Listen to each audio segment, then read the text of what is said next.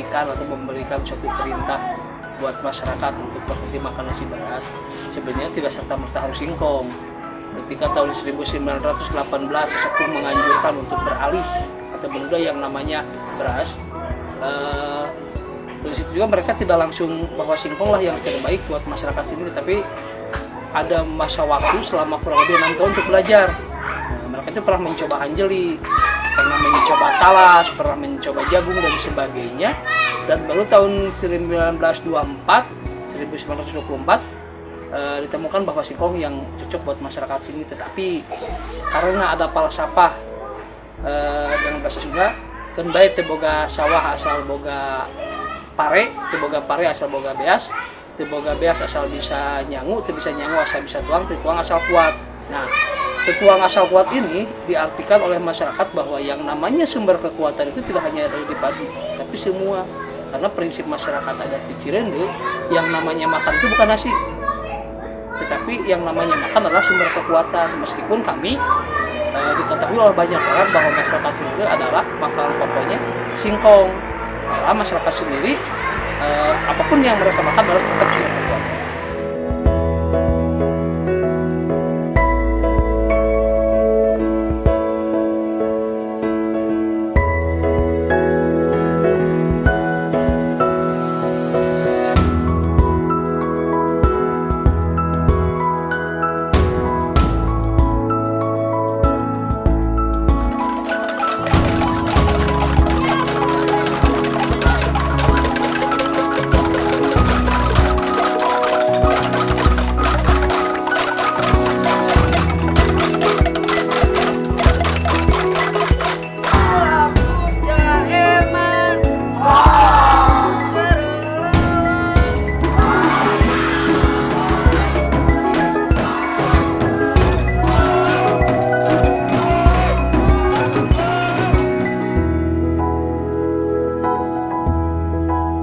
Sebenarnya sesebutan kampung adat itu memang sama masih dari luar.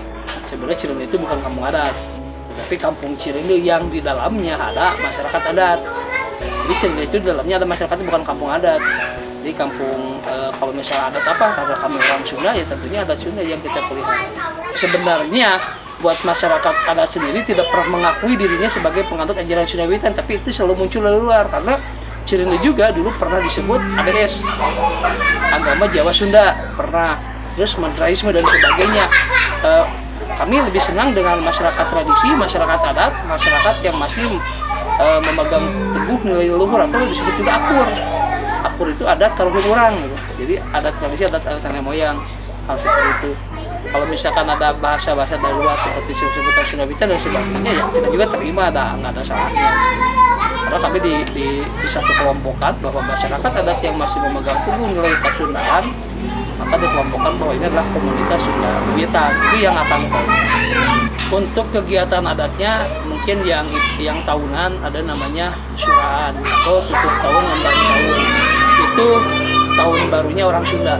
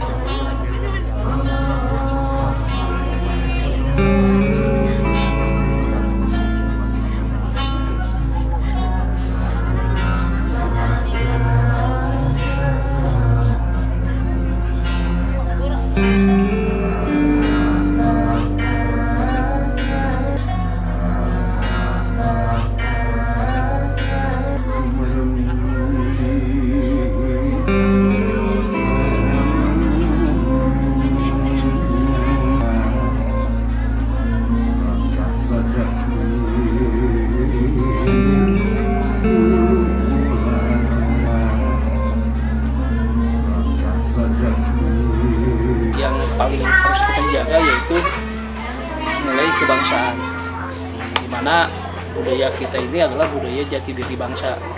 Karena di sana dalam cara ciri bangsa juga disebutkan bahwa kita itu ada rupa, ada bahasa, ada aksara, ada adat dan budaya. Itu nilai yang paling harus kita jaga karena ini merupakan identitas bangsa yang paling kuat. Terus yang kedua adalah nilai kemanusiaan. Kemanusiaan kita diajaran Sunda sendiri, dalam budaya Sunda sendiri ada perbedaan antara jelema dan manusia. Yang jelema itu orang yang belum pernah punya tujuan untuk menjadi manusia. Kalau manusia itu ada ciri-cirinya. Yang namanya manusia ada belas asih, anda udah kusuk, tata krama, budidaya, budi basa, dan wiwahayu dan neraga. Itu adalah ciri manusia. Dia ada dua nilai yang paling dasar dalam budaya Sunda, yaitu kebangsaan dan kemanusiaan.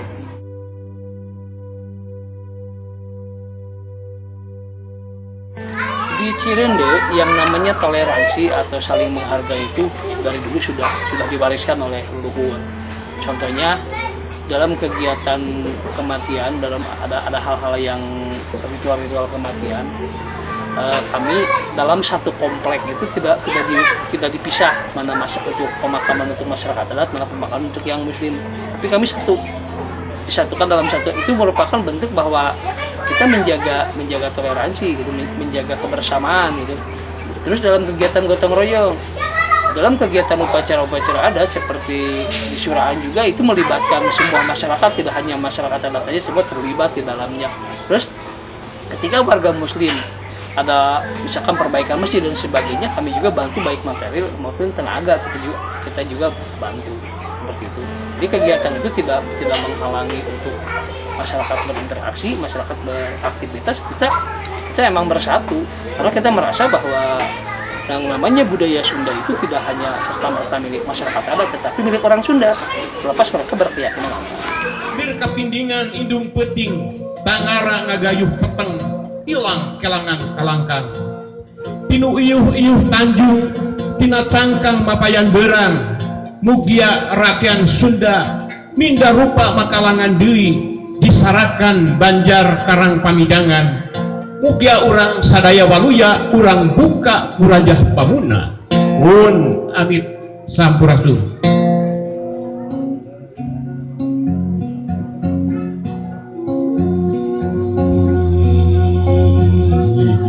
Ampunun paralun ka Gusti,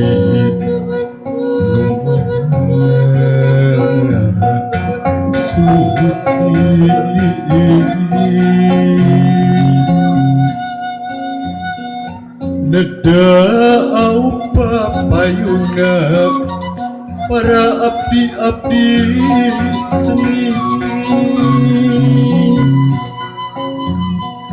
sejak ngaguan laratan titis waris nini aki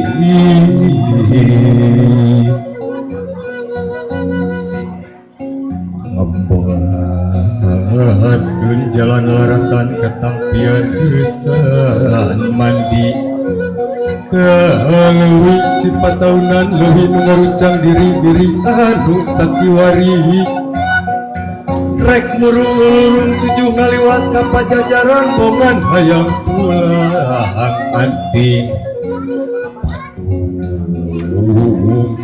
paduh dengan musikna.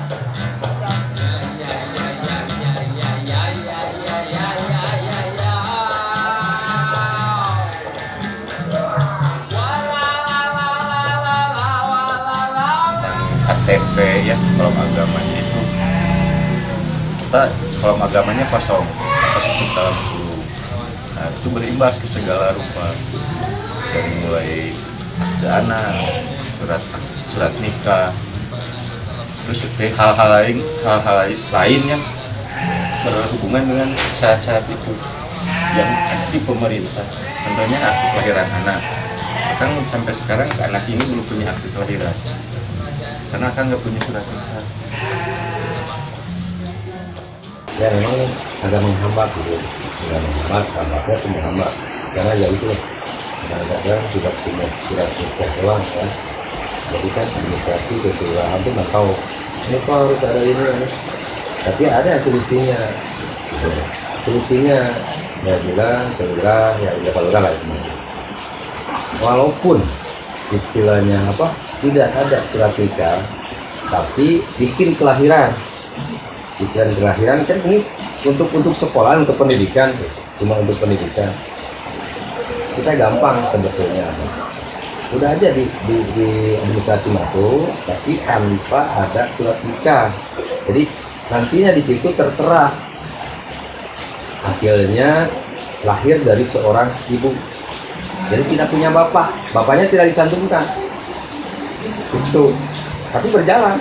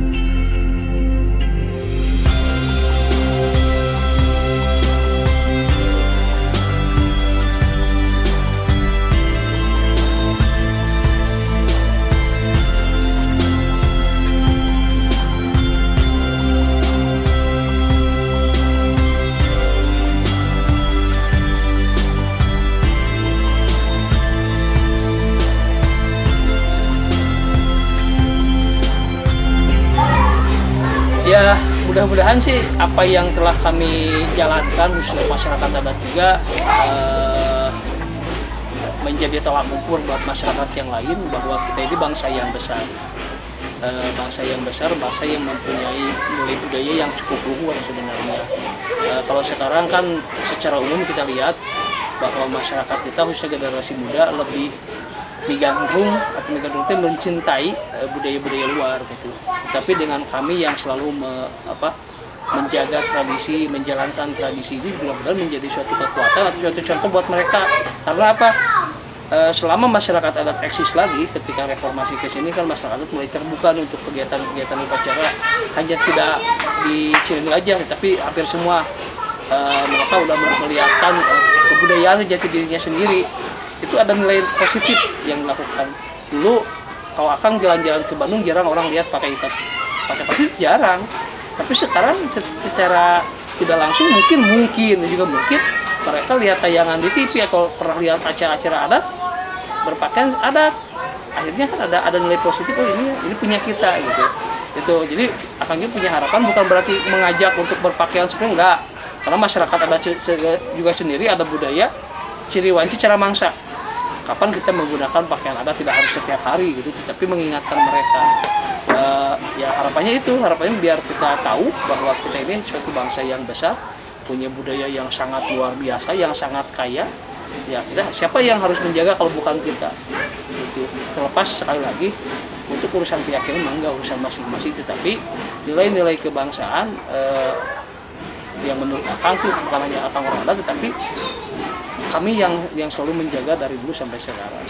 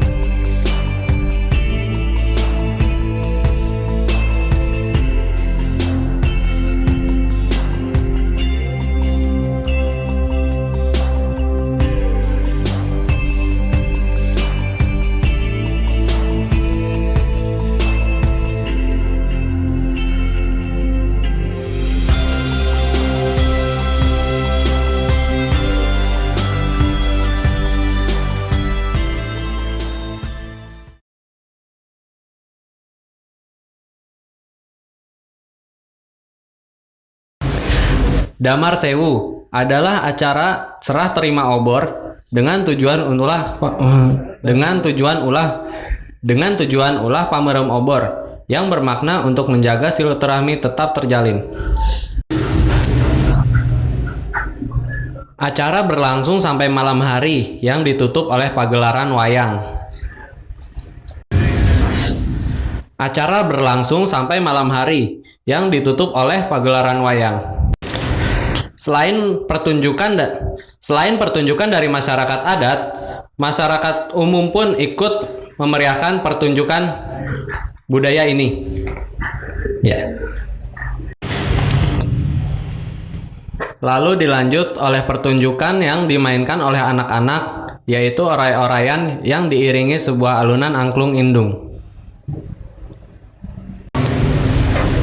Acara resepsi obor yang bernama Damar Sewu dengan tujuan ulah pamerem obor yang bermakna untuk menjaga silaturahmi tetap terjalin.